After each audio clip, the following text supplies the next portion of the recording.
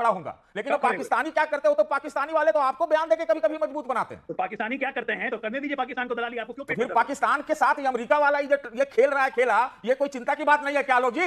आपके पेट में क्या दर्द हो रहा है? अरे आपको नहीं दर्द हो रहा है, हमको दर्द हो रहा है। नमस्कार, द पब्लिक शो में आपका स्वागत है। मैं हूं आयुष।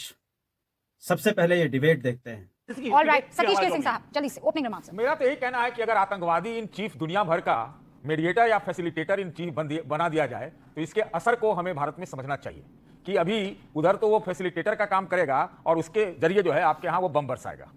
कैसा देश है भाई, हम तो कभी कभी आश्चर्य में पड़ जाते हैं कि वो बिरयानी भी क्या खाता है वाशिंगटन में और चाइना का चाउ चाउ भी खा लेता है और इसके बाद भी फैसिलिटेटर बन जाता है। तो क्या है, रेलवे स्टेशन पर कटोरा लेकर बैठे भिखारियों को देखा है? उनके कटोरे में चाउमीन भी पड़ जाता है, उनके कटोरे में दही बड़ा भी पड़ जाता है, उनके कटोरे में सैंडविच का आधा टुकड़ा भी पड़ जाता है। उनको मेहनत थोड़ी करनी पड़ती है, तो भीख मांगनी होती है, भीख में कुछ भी मिल जाए। तो वो अब भिखारी को आप चाउमीन खाते हुए देखेंगे तो थोड़ी जलन करने लगेंगे। भिखारी को आप फैसिलिटेटर इन चीफ बना दो और वो भी हमारे पड़ोस वाले। बीच में बोलिए, रुकिए। नहीं, अरे डराइए मत, रुकिए, बीच में बोलने पे तो ऐसे बहुत सारे फैसिलिटेटर्स हैं, उनमें से एक है ना, है नहीं है फैसिलिटेटर। अरे भिखमंगा है तो फैसिलिटेटर है, मीडिएटर नहीं। आप समझ नहीं रहे? हम नहीं समझ रहे। मीडिएटर फैसिलिटेटर हम भी बनना चाहते हैं। अरे हम आज के डेट में मीडिएटर होते हैं ना, भारत में बनना चाहता है। बीच में मीडिएटर, बीच में क्या नहीं सर, सुनिए ना मेरी बात। आप बीच में आना चाह रहे हैं, मैं कह रही हूँ भारत को बीच में नहीं आना है। अरे जो उसका यगो पवित्र संस्कार हो रहा है ना अभी, जनेऊ जो पड़ रहा है ना पाकिस्तान को, इसके बाद वो क्या करेगा ये समझिए।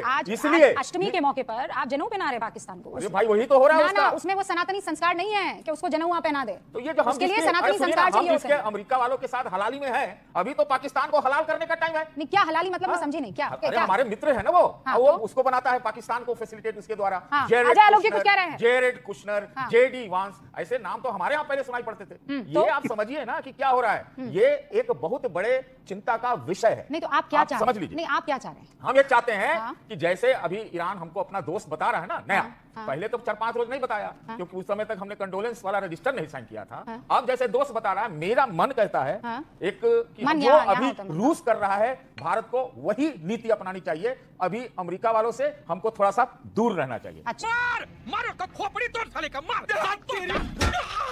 तो ट्रम्प चाचा ने हमें कुछ नहीं दिया, लूटवा दिया, लूट लिया।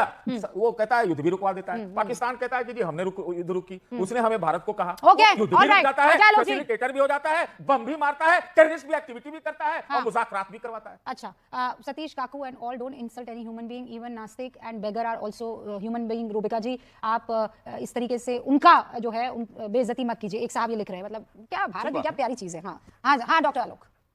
रूबिका जी, बेसिकली देश में राजनेताओं में पॉलिटिकल कॉन्स्टिपेशन हो गया है और विशेषज्ञों को इंटेलेक्चुअल कॉन्स्टिपेशन हो गया है। दोनों चीज की कोई दवा नहीं। ये देखिए साहब, लगातार पाकिस्तान पाकिस्तान पाकिस्तान, ये डिबेट पाकिस्तान पे हो रही है। जब हमारे विदेश मंत्री ने कह दिया कि दलाल देश हम नहीं है, तो आपको क्यों पेट में दर्द हो रहा है भाई? क्या कर रहे हैं ईरान, क्या कर रहा है अमेरिका? हमारे हित कहाँ है कि हमारे तेल निकलने चाहिए कि नहीं निकल रहे हैं, कि नहीं होमो स्ट्रीट से निकल रहे हैं।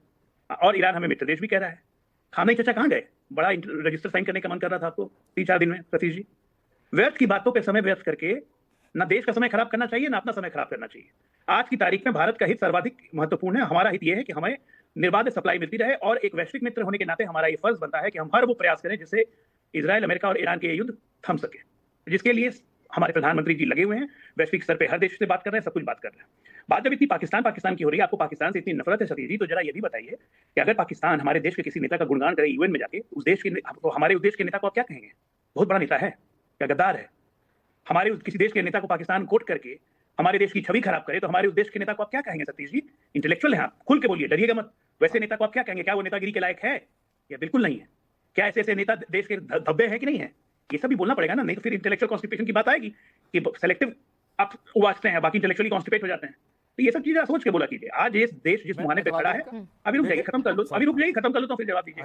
आपका खत्म नहीं होगा। अरे चिंता मत कीजिए, खत्म हो जाएगा। मुझे वैसे भी आगे बढ़ाने की जरूरत नहीं है, खत्म आप लोग का नहीं होता है क्योंकि पॉलिटिकल कॉन्स्टिपेशन है ना। कुछ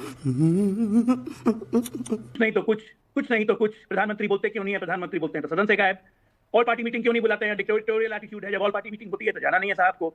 मतलब कुछ भी आप लोगों को करना है। इजराइल क्यों गए? हम ईरान का समर्थन क्यों नहीं कर रहे हैं? हम इसका समर्थन क्यों नहीं कर रहे हैं? अरे आपने क्या किया भाई साहब?